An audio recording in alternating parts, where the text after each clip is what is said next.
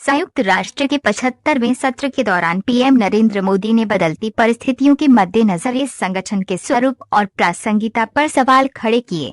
PM Modi ने कहा कि भारत के 130 करोड़ लोगों की भावनाएं साझा करने आया है। 1945 की दुनिया आज के समय से अलग थी। उस समय की चुनौतियां और आवश्यकताएं अलग थीं। सदी बदल जाए और हम न बदले तो बदलाव की ताकत कम हो जाती है। आज पूरे विश्व समुदाय के सामने एक बहुत बड़ा सवाल है कि जिस संस्था का गठन तब की परिस्थितियों में हुआ था, उसका स्वरूप क्या आज भी प्रासंगिक है? पीएम मोदी की अहम बातें। 1. अगर हम बीते 75 वर्षों में संयुक्त राष्ट्र की उपलब्धियों का मूल्यांकन करें तो अनेक उपलब्धियां दिखाई देती हैं। अनेक ऐसे उदाहरण भी हैं जो संयुक्त राष्ट्र के सामने गंभीर आत्ममंथन की आवश्यकता खड़ी करते हैं। ये बात सही है कि कहने को तो तीसरा विश्व युद्ध नहीं हुआ, लेकिन इस बात को नकार नहीं सकते कि अनेकों युद्ध हुए, अनेकों गृह युद्ध भी हुए। कितने ही आतंकी हमलों से खून की नदियां बहती रहीं। इन युद्धों में, इन हमलों में जो मारे गए वो हमारे आपकी तरह इंसान ही थे। वो लाखों मासूम बच्चे जिन्हें दुनिया पर छा जाना था, वो दुनिया छोड़कर चले गए। कितने ही लोगों को अपने जीवन भर की पूंजी गंवानी पड़ी, अपने सपनों का घर छोड़ना पड़ा।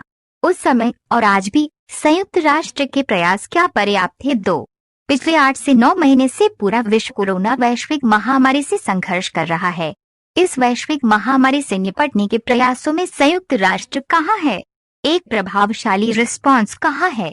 संयुक्त राष्ट्र की प्रतिक्रियाओं में बदलाव, व्यवस्थाओं में बदलाव, स्वरूप में बदलाव आज समय की मांग है। 3.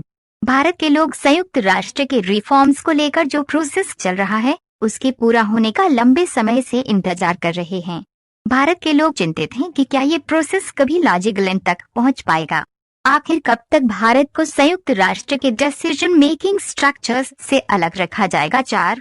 एक ऐसा देश जो दुनिया का सबसे बड़ा लोकतंत्र है, एक ऐसा देश जहां विश्व की 18% से ज्यादा जनसंख्या रहती है, एक ऐसा देश जहां सैकड़ों भाषाएं हैं, सैकड़ों बोलियां हैं, अनेकों पंथ हैं, अनेकों विचारधाराएं हैं, जिस देश ने वर्षों तक वैश्विक अर्थव्यवस्था का नेतृत्व करने और वर्षों की गुलामी दोनों को जिया है, जिस देश में हो रहे परिवर्तनों का प्रभाव दुनिया के बहुत बड़े हिस्से पर पड़ता है, उस देश को आखिर कब तक इंतजार करना पड़ेगा? 5. हम पूरे विश्व को एक परिवार मानते हैं। ये हमारी संस्कृति, संस्कार और सोच का हिस्सा है। संयुक्त राष्ट्र में भी भारत ने हमेशा विश्व कल्याण को ही प्राथमिकता दी है। भारत जब किसी से दोस्ती का हाथ बढ़ाता है तो वो किसी तीसरे देश के खिलाफ नहीं होती। भारत जब विकास की साझेदारी मजबूत करता है तो उसके पीछे किसी साथी देश को मजबूर करने की सोच नहीं होती। हम अपनी विकास यात्रा से मिले अनुभव साझा करने में कभी पीछे नहीं रहते। 6. पैंडेमिक के इस मुश्किल समय में भी भारत की फार्मास्यूटिकल इंडस्ट्री ने 150 से अधिक देशों को जरूरी दवाइयां भेजी हैं। विश्व के सबसे बड़े वैक्सीन उत्पादक देश के तौर पर आज मैं वैश्विक समुदाय को एक और आश्वासन देना चाहता हूं। भारत की वैक्सीन प्रोडक्शन और वैक्सीन डिलीवरी क्षमता पूरी मानवता को इस संकट से बाहर निकालने के लिए काम आएगी। 7.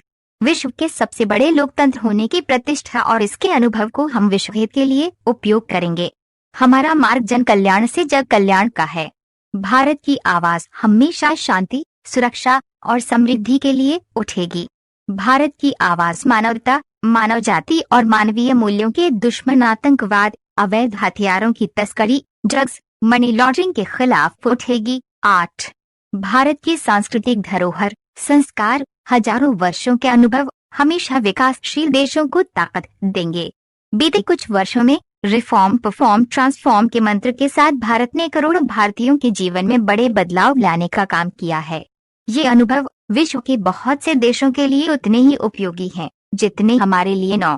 सिर्फ 4 से 5 साल में 400 मिलियन से ज्यादा लोगों को बैंकिंग सिस्टम से जोड़ना आसान नहीं था, लेकिन भारत ने ये करके दिखाया। सिर्फ 4 से 5 साल में 600 मिलियन लोगों को ओपन डेफेकेशन से मुक्त करना आसान नहीं था, लेकिन भारत ने ये करके दिखाया। 10. आज भारत डिजिटल ट्रांजैक्शंस के मामले में दुनिया के अग्रणी देशों में है। आज भारत अपने करोड़ों नागरिकों को डिजिटल एक्सेस देकर एम्पावरमेंट और ट्रांसपेरेंसी सुनिश्चित कर रहा है। आज भारत अपने गांवों के 150 मिलियन घरों में पाइप से पीने का पानी पहुंचाने का अभियान चला रहा है। कुछ दिन पहले ही भारत ने अपने 6 लाख गांवों को ब्रॉडबैंड ऑप्टिकल फाइबर से कनेक्ट करने की बहुत बड़ी योजना की शुरुआत की है। 11 पैंडेमिक के बाद बनी परिस्थितियों के बाद हम आत्मनिर्भर भारत के विजन को लेकर आगे बढ़ रहे हैं। आत्मनिर्भर भारत अभियान ग्लोबल इकोनॉमी के लिए भी एक फोर्स मल्टीप्लायर होगा।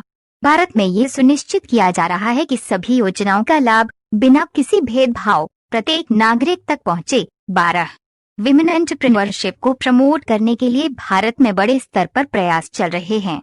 आज दुनिया की सबसे बड़ी माइक्रो फाइनेंसिंग स्कीम्स का सबसे ज्यादा लाभ भारत की महिलाएं ही उठा रही हैं।